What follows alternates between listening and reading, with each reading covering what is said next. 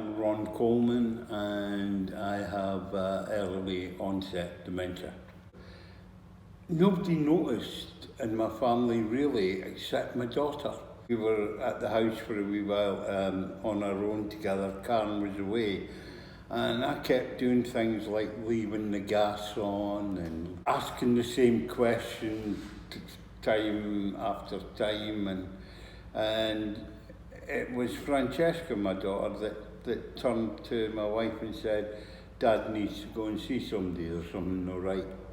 I went and saw my GP and he did, that test that we all hate, where we get a name and address and things like that and asked to remember it, and asking us to take a number away from it, and what's the difference between a chicken and a sheep, and it just drove me to distraction. I did it, and I think I did okay, but he said there was a problem, there was elements of it that were out, And then he sent me to see somebody else who repeated the same test, by the way, which I thought was crazy. They've got the results, and then he said, "No, that's your baseline." And I didn't do so well in that. And then they decided to send me for a scan, a brain scan, and since that first scan, they've been watching it get worse, but still not giving me a definitive diagnosis, even though they can see there's a problem. They don't know whether it's vascular or Lewy bodies. And my last consultant was just on the point of saying it's probably both when he left. And now I'm with a new consultant who wants another scan. Does it matter to you to have a label? Not really. I suppose in Scotland, the thing that makes it matter for me is I'm then entitled to the post-diagnostic support. Like, people checking things regularly to make sure that I'm maintaining, at the very least, where I'm at. I'm not going downhill too quick. And I think that's my fear, Willie. I think I'm frightened that if they don't tell me what it is, then suddenly it's just going to go woof, and before you know it, I'll be residential homebound before I've had a chance to do all the things I want to do. So on one level I do want it, on another level I'm trying to keep myself busy doing the things I want to do. Will it make any difference to me? No, certainly not. It's not going to make any difference in terms of benefits or anything like that. So how long ago was it that your daughter noticed something wasn't right? She was 14 and she's now 19, so it'd be that time now. And are you aware of changes in that time? Yeah. In terms of my things like my balance and my perception of stuff can be really bad one day and not so bad the next. Now I do rely on the sticks much more than I used to. And that's not about getting old, that's definitely about balance. I've already fell quite a few times now, and I suppose the other big difference was the first time I was incontinent. That really shocked me because it just happened. And in my experience, put a group of people with dementia together, and sooner or later people start talking about incontinence. It's one of the kind of great untalked of things, isn't it? Yeah, and Karen and I did some stuff together where we did a film really talking about intimacy and how cleaning somebody was quite an intimate thing, and how we try to shy away from those conversations. It's same with the dying conversation. The minute you say to your kids you want to talk about your death, they all go sort of funny, and yet it's important that we have those conversations, because I don't know about you, but I want to be in control of that part of my life. I don't want somebody saying, well, we don't know what he wants, so this is what we're going to do. I want to know people to know what I want, so that's know what they'll do. You speak very openly, frankly and publicly about your dementia. Was that a deliberate policy? When I first got it, no.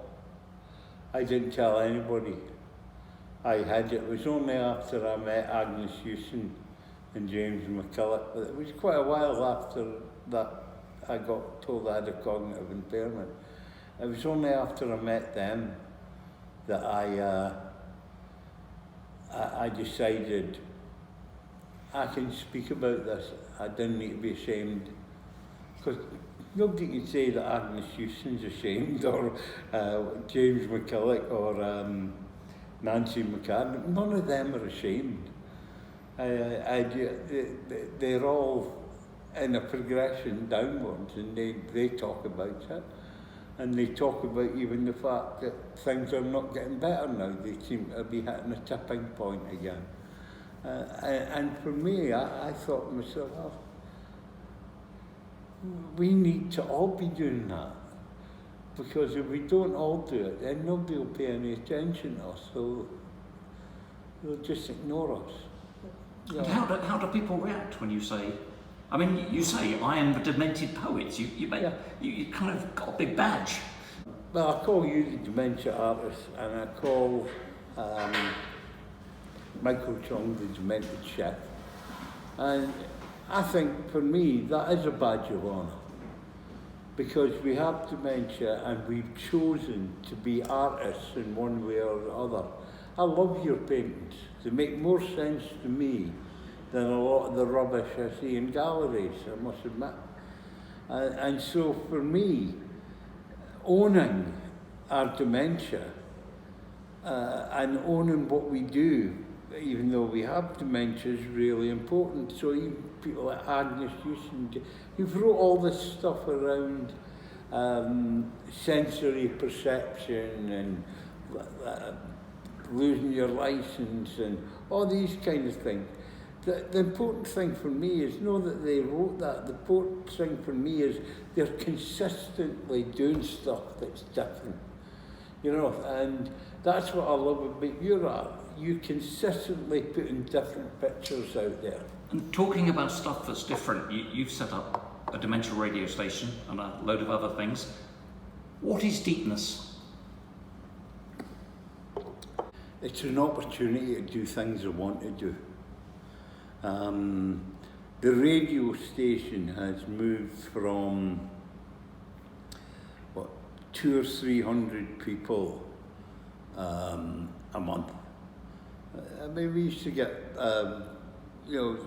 2,500 a year was great in the first year. This year we're probably going to hit 250,000. Yeah, 250,000. You know. Now that's amazing, and it's because we've got people with dementia doing their own programs.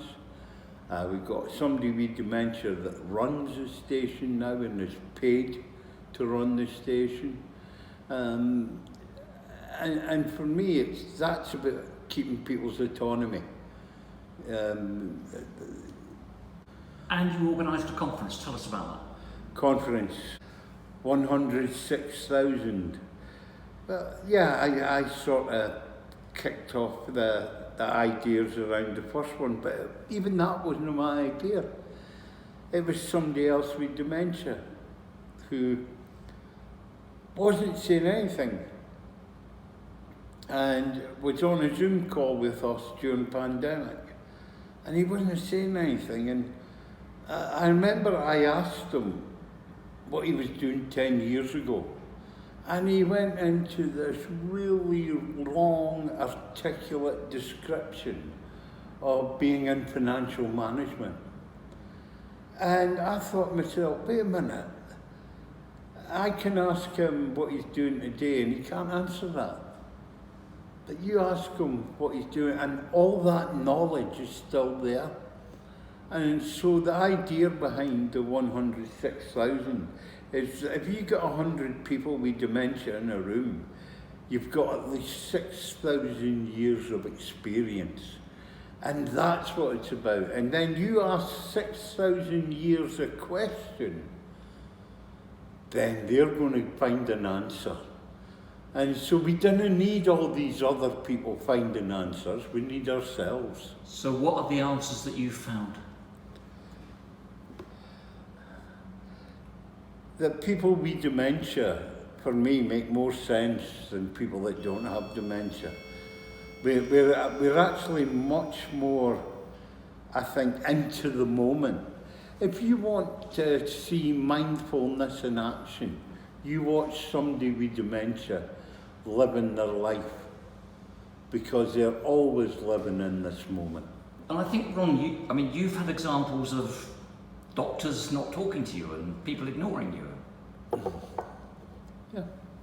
That's okay, I'm pretty good at poetry, so I'll get my revenge. Explain what happened. Oh, the doctor. I went to this doctor with a friend, and the doctor started speaking to the friend about me. Even though I was there, I was sitting there, ready to answer questions. The friend's there to support me, not to be me. But for the doctor, that person became represented, in their head, represented what they wanted me to be. But I don't know what it is they wanted me to be, Willie, to be honest. But whatever it wasn't me, you know, because I wasn't there as far as they're concerned. They took dementia to mean out of mind, which is what it literally means. And how does that make you feel? Angry. Yeah, angry, and that's why. But that's okay. Those emotions, those strong emotions, I think help me in writing, help me in poetry. Probably help you in art when you're painting. I've just watched a production of your play, and what struck me, I know that you've got a great sense of humour, but you're not afraid to look into the darkness, are you? Well, I think we've all got our dark side. And I know I lived mines in alcohol and things many years ago. I don't drink at all now, I don't smoke. There's a lot of things I don't do. But that doesn't mean to say darkness has gone away. But how about the darkness of dementia, that it will get worse? I guess that doesn't scare me now. It used to, but it doesn't scare me anymore. Because at the end of the day, for as long as I can, I'm still going to do what I'm doing now. I'm going to enjoy writing. I'm going to enjoy. I'm going to admit this to you. I've even in our meeting centre, I have a canvas that I'm working on. I've never painted in my life. I have. I painted at school, and the teacher told me I was crap. So I stopped. And then one of the people at the meeting centre says, Ron, do you want to paint? And I said, yeah. And she came back with this great big massive canvas and a load of acrylics and things, and said, come on, let's enjoy ourselves. And now, is it recognised? No. But I don't give a shit, it's mine. And I'm enjoying it, and I can always say, I might be demented, but I'm enjoying being an artist. I don't enjoy being demented. I enjoy doing what I am, that I probably wouldn't have done if I hadn't got dementia.